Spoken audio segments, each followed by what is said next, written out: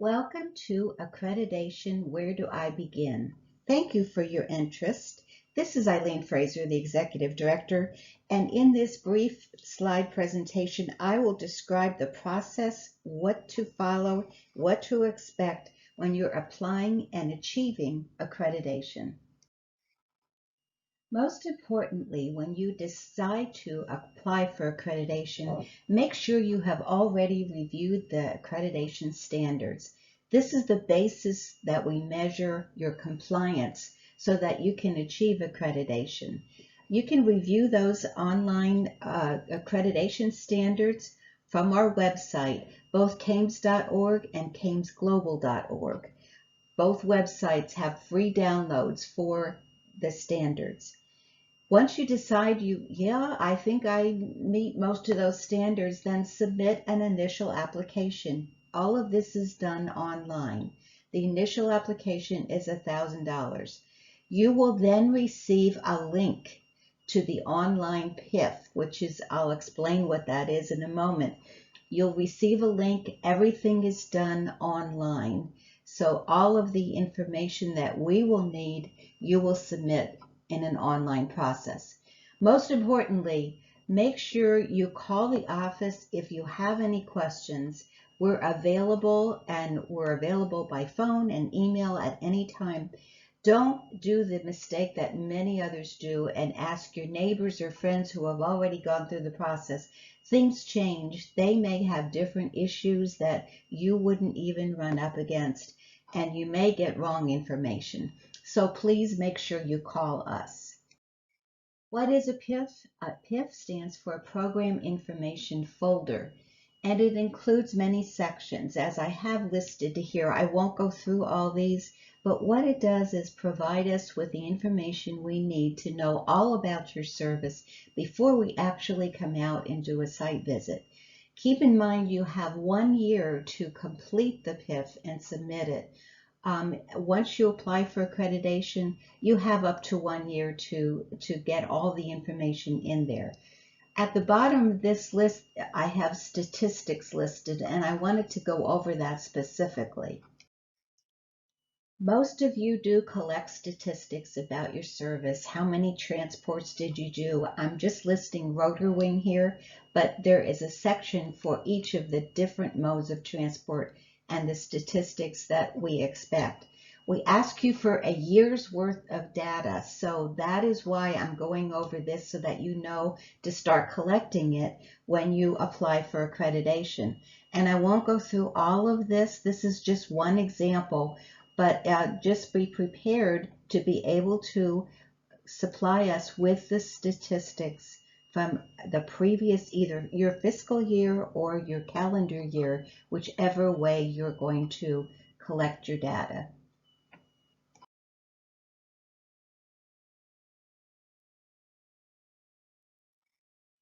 A part of the statistics we are asking for describe the types of patients that you transport.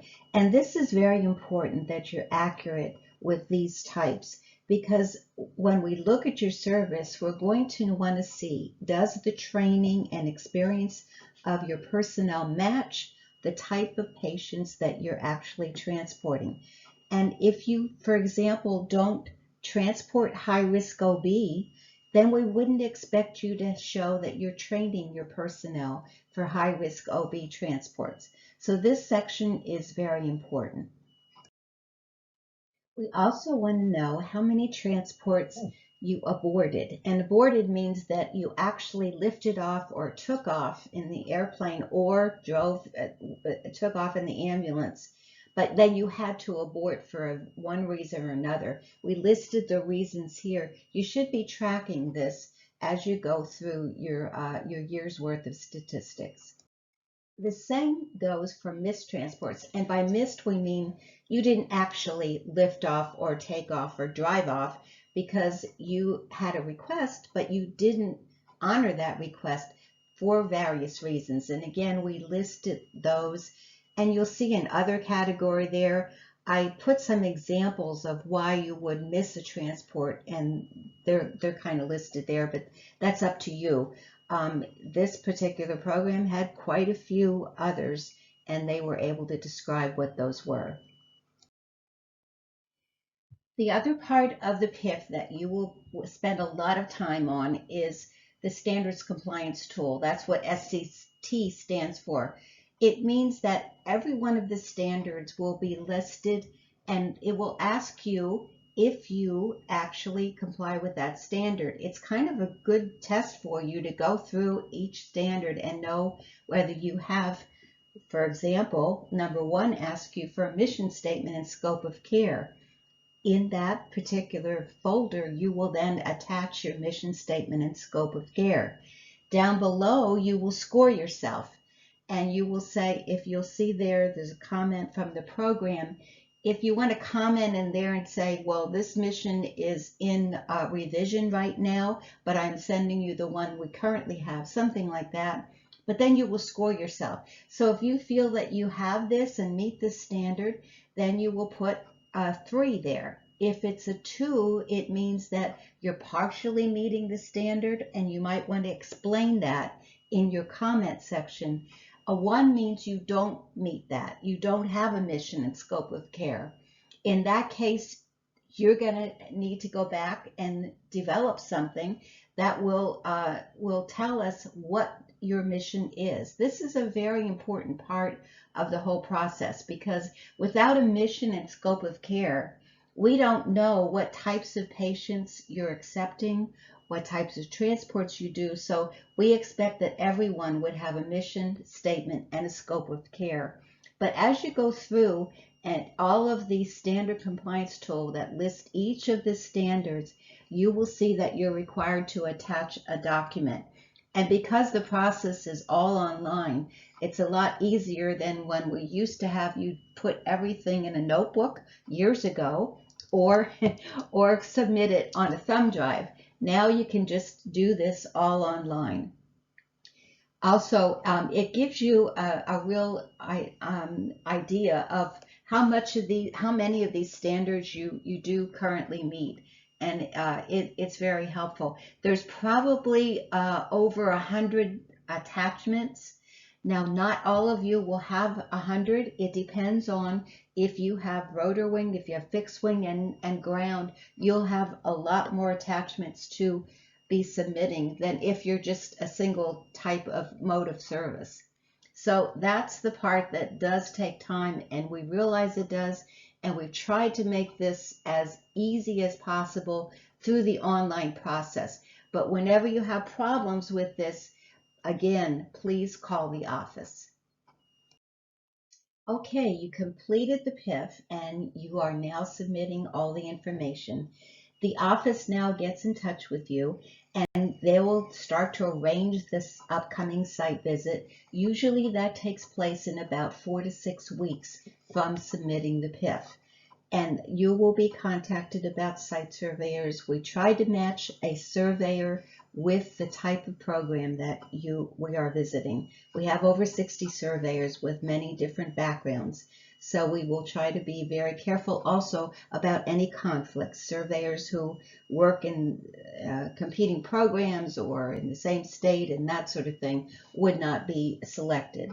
You will also receive contact from the office asking for your employees' email addresses, and that is because we send safety culture surveys out to all your employees that they will respond and send back to us. And these are important because we look at the results of these and try to get that done before we actually come out and visit, so that we can see if there's any questions we have regarding safety, regarding any processes that employees are either saying are wonderful, and we do get great comments, or that they should be improved. There are pre-reviews done on each of the PIFs. So myself and my 2 associates will be looking at all the attachments that you submitted, at all the answers to the questions that we are asking. If we see that there's attachments missing, or that we see an attachment that's not really what we were asking for, we will get in touch with you so that we have a complete picture of your program before we come out. Usually there's 2 site surveyors that are scheduled depending on the size of your program. And the lead surveyor will be in touch with you and set up the site visit, where to meet, how to coordinate different base visits, and what to expect during the site visit. When the site surveyor finishes their visit, they will submit a report, and this report goes to 2 board members. We are selecting 2 board members from a board of 22 that are usually at our meetings, and these board members are selected based on, again, that there's no conflict of interest. When they present their report based on the site surveyor's findings to the full board, they will be presenting a program that's identified by a number only. We never talk about the name of the program or where they're located or what state they're in or what country they're in. They're just identified by a number. So, and if there are board conflicts, there are board members that may be part of a program we're looking at, they would be excused for that part of the board meeting. And those conflicts are all determined prior to a board meeting. We do meet 4 times a year, so it's important to know that if your survey is done at a certain time and month of the year, you will be notified about when the next board meeting is. Sometimes it's within 4 weeks, sometimes it could be a little bit longer, depending on how the board meetings run. But they're usually in January, April, July, and October. Those are usually the 4 times a year that the board meets. Just to give you an idea of how the program is presented to the full board, we do PowerPoint presentations, and we identify findings from the site surveyor either by areas of weaknesses or areas of strengths. This is one of the areas of weakness from a specific program, and if you'll notice on the left side of the slide, the standard that they are referring to is listed there, but we also have our standards with us. Again, everything that we do is based on a standard, so we wouldn't, for example, identify an area of weakness for something that wasn't even a standard. In this case, we're talking about a policy that wasn't there and is required in the standard. Also, if you look at the bottom left corner, you'll see the program would be identified there by a 6-digit number. Again, that is throughout the entire slide presentation, and that's how it's presented to the board. So what are the decisions about accreditation? Full accreditation is for 3 years, and after those 3 years, then you would have to reapply. Withhold accreditation means that you're not meeting substantial compliance with the standards. You can reapply after 6 months, because we figure if you've had some issues that you need to resolve, it may take you at least 6 months.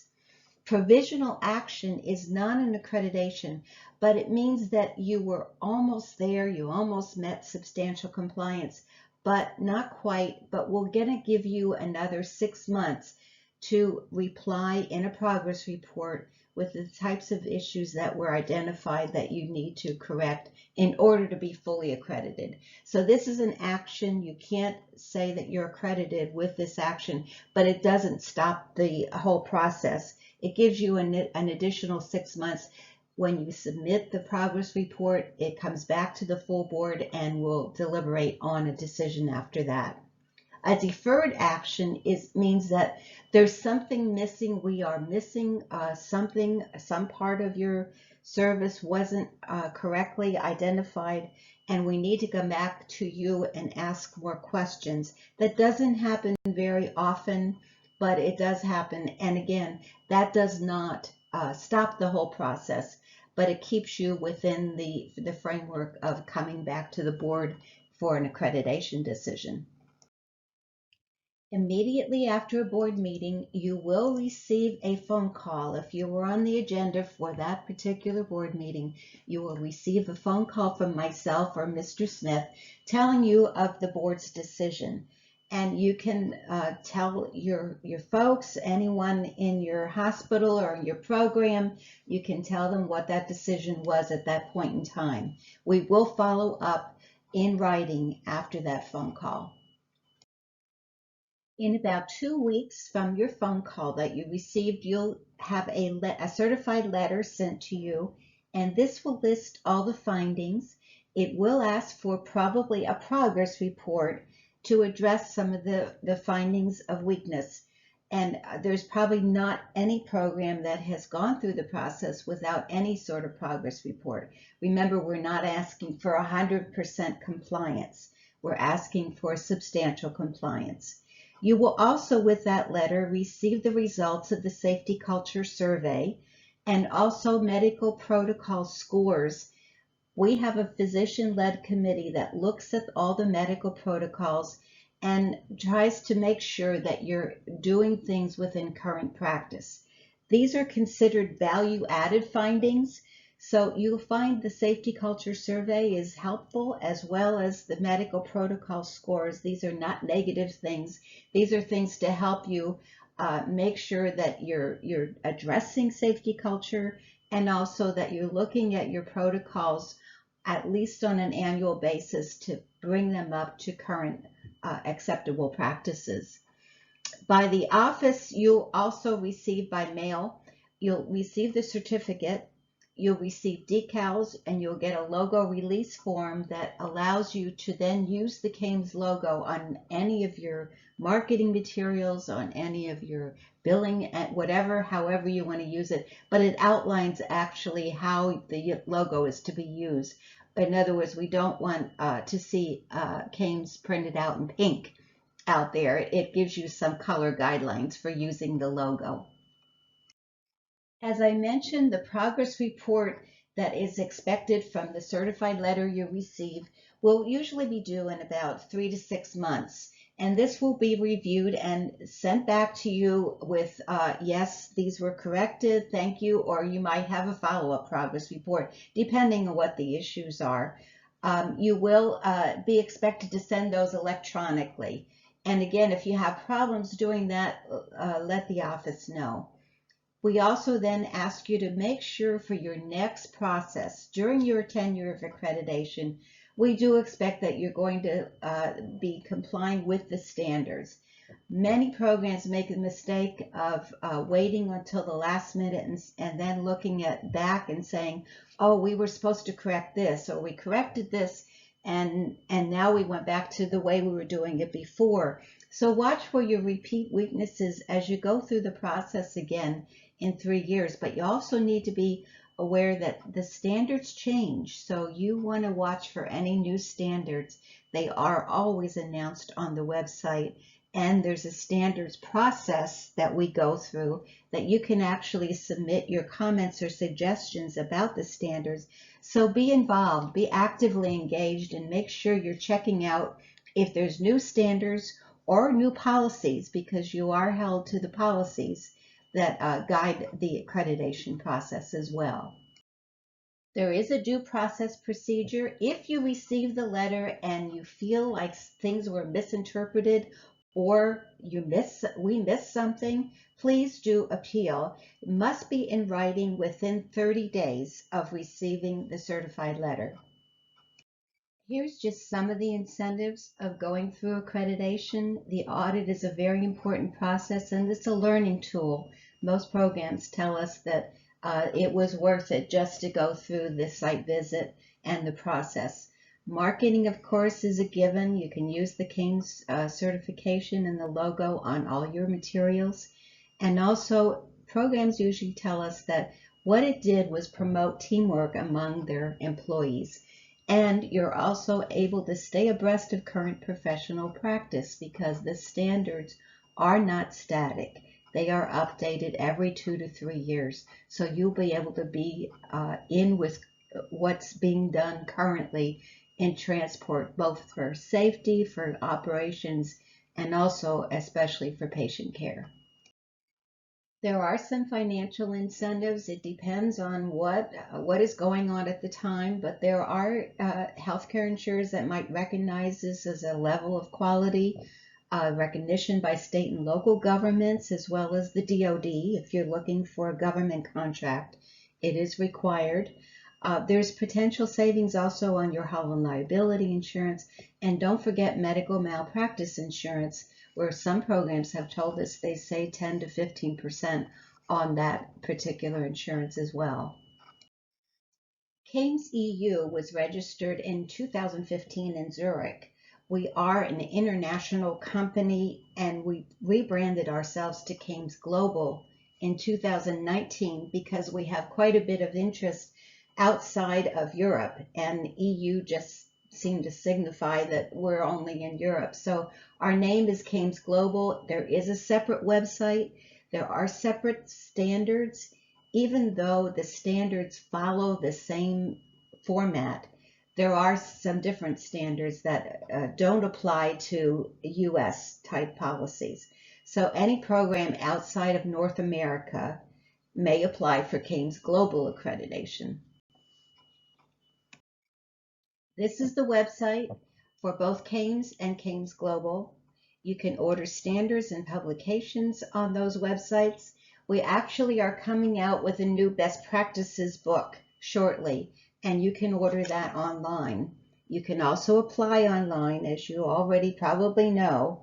That's the office number, and they will direct you to the appropriate people if you have questions they can't answer for you.